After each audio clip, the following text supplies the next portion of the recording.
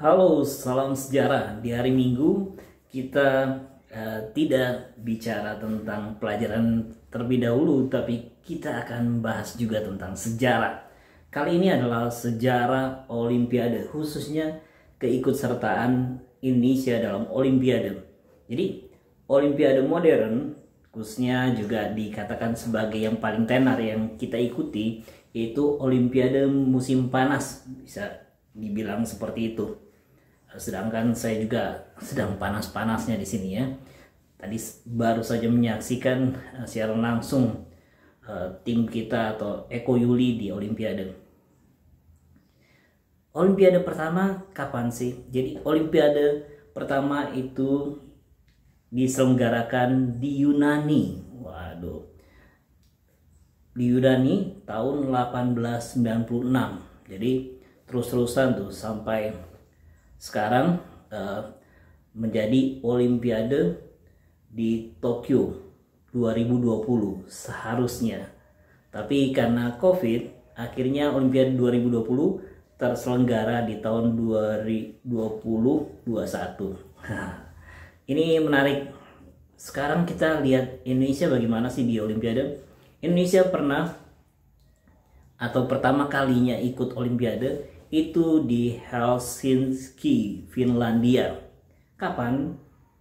Tahun 1952. Jadi setelah Indonesia merdeka beberapa tahun, akhirnya Indonesia ikut di Olimpiade. Tapi kapankah pertama kali Indonesia meraih medali? Nah, meraih medalinya itu baru lama kemudian. Diselingi ada 2 kali Indonesia tidak ikut Olimpiade. Tahun 1964 di Tokyo juga, Tokyo Jepang, karena waktu itu ada Ganevo, terusnya ada ya sedikit-sedikit politik lah.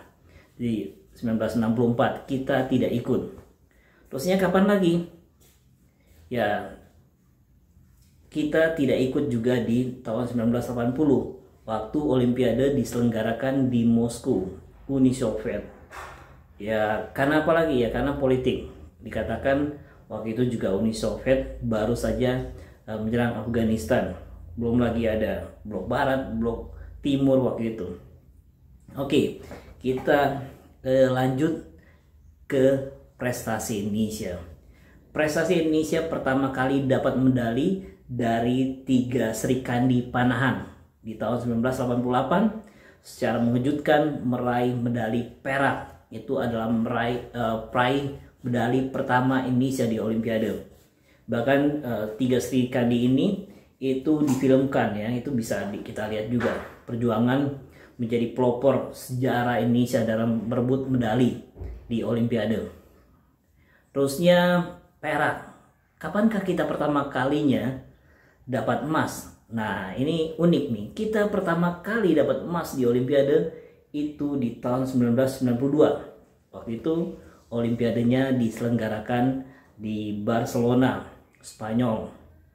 Jadi yang dapat emas adalah dari cabang olahraga bulu tangkis. Jadi bulu tangkis pertama kalinya dimasukkan dalam cabang Olimpiade, dan kita langsung dapat 2 emas dari tunggal putri dan tunggal putra dari Susi Santi dan Alan Budi Kusuma. Yang kemudian berapa tahun kemudian sepasang ini menjadi suami istri atau mereka menikah. Jadi itu uniknya dari Olimpiade. Ternyata ada hubungannya juga bisa menjadi pernikahan. Oke, di tahun 96 ya kita bisa meraih prestasi lagi. Masih bisa meraih medali emas meskipun berkurang. Jadi dapat medali emas. Terusnya waktu itu di Atlanta ya, Amerika Serikat. Terusnya tahun 2000 kita ikut lagi, dan seperti ada tradisi emas ya, setelah 2 kali jadi ketiga kalinya, yaitu kita juga dapat emas di Olimpiade tahun 2000 di Sydney ini. Jadi kita dapat emas. Terusnya ada tambahan lagi cabang olahraga yang mulai berkontribusi untuk medali Indonesia, yaitu angkat besi. Jadi lifter Indonesia perkasa ya. Saya ingat tuh ada Lisa Rumbewas misalnya. Nanti juga dalam olimpiade berikutnya dia juga menyumbangkan medali ya. Jadi banyak lifter Indonesia begitu perkasa di angkat besi. Berikutnya di 2004 ini olimpiade kembali ke asalnya karena diselenggarakan di Athena, Yunani. Jadi kembali ke asal, dan di sini juga kita masih mempertahankan tradisi emas kita. Tradisi emas kita dapat, terusnya juga dari cabang lainnya juga masih bisa dapat. Tahun 2008 saat megah sekali olimpiade diselenggarakan di China, Beijing ya. Itu penyelenggarakannya wah sekali. Tapi Indonesia juga bisa meraih medali emas. Tradisi emas terjaga di 2008 ini. Belum lagi di angkat besi juga masih bisa dapat medali. Salah satunya adalah yang bernama Eko Yuli. Pemuda Eko Yuli ini nanti mencatatkan sejarahnya. Sampai barusan makanya saya bilang saya agak panas karena tadi barusan bersaing dengan cukup ketat ya dalam perebutan medali emas. Waktu saya menonton ini akhirnya saya bikin video seperti ini.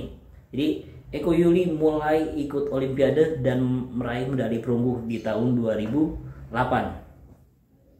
Kemudian di tahun 2012 di London. Wah, di London ini ya ada cerita sedihnya juga. Untuk pertama kalinya tradisi emas kita hilang ya di London. Jadi tradisi emas kita akhirnya tidak bisa dipertahankan, tapi kita dapat medali perak, perunggu dan sebagainya di Olimpiade London. Bagaimana berikutnya di Olimpiade tahun 2016? Olimpiade tahun 2016 kita kembali meraih medali emas melalui pasangan ganda campuran di bulu tangkis Oi dan Butet.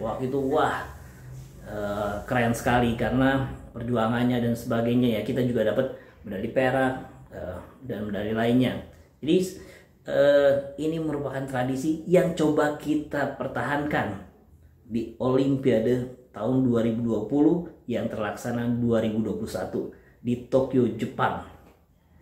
Semoga saja tim Olimpiade Indonesia bisa membawa nama harum bangsa kita. Merah putih harapannya bisa berkibar di puncak dan lagu Indonesia Raya bisa dikumandangkan di Tokyo. Wah, itu impian yang betul-betul semoga bisa terjadi. Sekarang saat saya merekam ini, kita sudah dapat 2 medali. 1 medali perunggu dari Cindy, dari Cantika yang luar biasa. Terusnya juga 1 medali perak barusan saja dari Eko Yuli yang secara fenomenal 4 olimpiade berturut-turut mendapatkan medali. Ini luar biasa. Harapannya masih ada tidak sih? Ya, kita masih ada atlet angkat besi juga, atlet cabang lain misalnya. Kita masih ada harapan ya, mungkin panahan. Terusnya juga ya kalau ada kejutan ya, saya sih berharap masuk final aja nih pelari 100 meter kita. Lalu Muhammad Zohri ini pelari yang menggemparkan dunia karena pernah menjadi pelari yang menjuarai kejuaraan junior. Sekarang juga usianya masih muda, harapannya ya bisa mematahkan rekor-rekor pelari-pelari hebat sebelumnya. Ada Purnomo di tahun 1984 Los Angeles masuk semifinal. Ada Mardi Lestari juga masuk semifinal.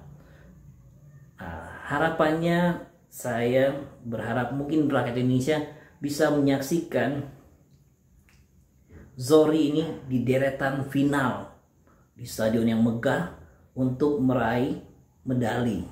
Ya meskipun agak berat, tapi harapannya itu tentunya dari atletik. Terusnya ya semoga juga atlet-atlet cabang lain bisa memberikan kejutan. Dari bulu tangkis, ini adalah harapan kita di bulu tangkis. Semoga tradisi emas tetap terjaga. Semoga juga bisa melampaui tradisi yang terakhir-terakhir 1, satu emas tapi bisa 2 atau bahkan 3. Waduh. Tapi ya semoga terus kita doakan, kita butuh semangat di tengah masa pandemi ini. Semoga para atlet juga terus berjuang agar merah putih di puncak tertinggi Indonesia Raya berkibar, dan lagu Indonesia Raya kita bisa dengarkan di kota Tokyo. Merdeka!